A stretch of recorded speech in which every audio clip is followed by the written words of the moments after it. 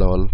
In this video we discuss about 8085 programming, and this is known as interfacing programming. So now in 8085, in the previous lecture we discussed the general programming, but in 8085 interfacing there are two different types. In the theoretical part we'll discuss in our previous lecture. One is input and another is output.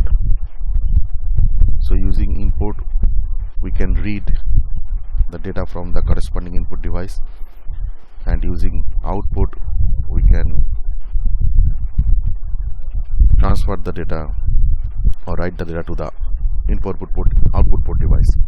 So this is executed by in instruction, insert port address here, and this is executed by out port address here. So for in instruction IO read bar signal is used, and for out signal IO write bar signal is used, because our first technique is IO mapped IO. There are two types of interfacing. One is IO mapped IO and it is also known as peripheral mapped IO. So what is our hardware diagram? Say consider here one D flip-flop. This is our address. Say here apply all 1, that means here if this is FF, that means the signal here active low, and after this here we connect one active low AND gate and AND gate, and here connected IO write bar signal, and the data bus from the microprocessor is connected here, and these are D flip-flop, and here connected some LEDs. These LED connection may be common anode type or common cathode type depending on the connection, different connection. Okay, so there are 8 LEDs are connected. So this is our interfacing block diagram first of all. So basically this is our port. This total block diagram is our port, whose port address is FF. This address is very important to signify the corresponding port address, because in our 8085 IO mapped IO there are 256 port are used. So which port, this is recognized by this FF address, and the data is transferred to from D0 to D7 from 8085 data bus to this output port device. So now look into the simulator. So now what is our programming approach? First of all, we write a program to on off this LED. So what is our task first? So first we load the number, say MVI A equal to FF. This is the data, and out FF. So this is a port address. This is FF should be port address, not data. So this is a data, this is a port address.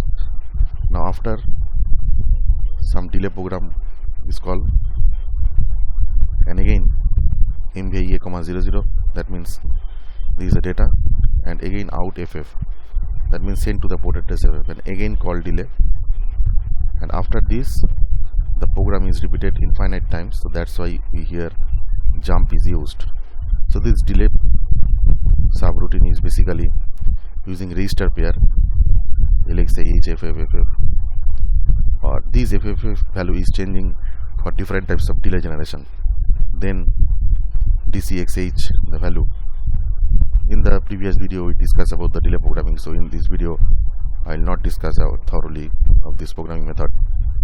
And then or combination H, and then if this is jump is not performed, then again it jump to the L2, this if is not equal to 0, and after this return. So after this return, this coming back to the main program. Okay, so this is our hardware approach and the theoretical concept. Now in the software environment, this is our ID. We know that this is our simulator ID, and here we first open our assembler, and then we peripheral devices. Now this is the port address of FF, insert here. This is a user defined, so I FF insert here. You can be any one port address can be stored here. So now return the program thoroughly step by step. So now here first write MVI A, FF hexadecimal number, then out FF hexadecimal number, then call the delay program, okay, and MVI A comma 00 hexadecimal, and then out FF hexadecimal, then again call delay program, and then jump back to L1. So what is the target of L1? L1 is here. This is a target. So now in the next line here we write our delay code. Okay, so this is very important. So LXI H FF, I insert small delay, I use here small delay. So next DCX H, then move A comma L, then aura H. Okay, then jump if no zero action taken. If no zero, then it comes back to here, and again in the internal loop, processing by the internal loop. Now this is the final code, so check it. Okay, this is our delay program, and this is our main program. Okay, now see that the simulation rate is ultimate, and this assembly and load, there is no error. See that all LEDs are off. Now if we start, this show that all LEDs are on and off correspondingly. Okay, so this is the status of the LED. One thing should you remember, how you will know that this is a common anode or common cathode connection.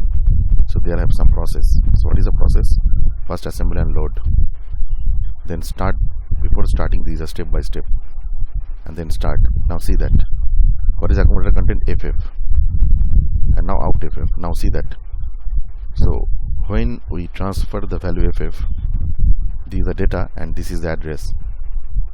And when we out FF means this is the FF port address, and what is the value in the accumulator? FF.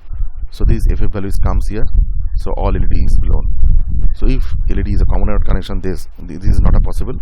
So here one thing should be remembered, that here all LED connection is common cathode type. Yes, right.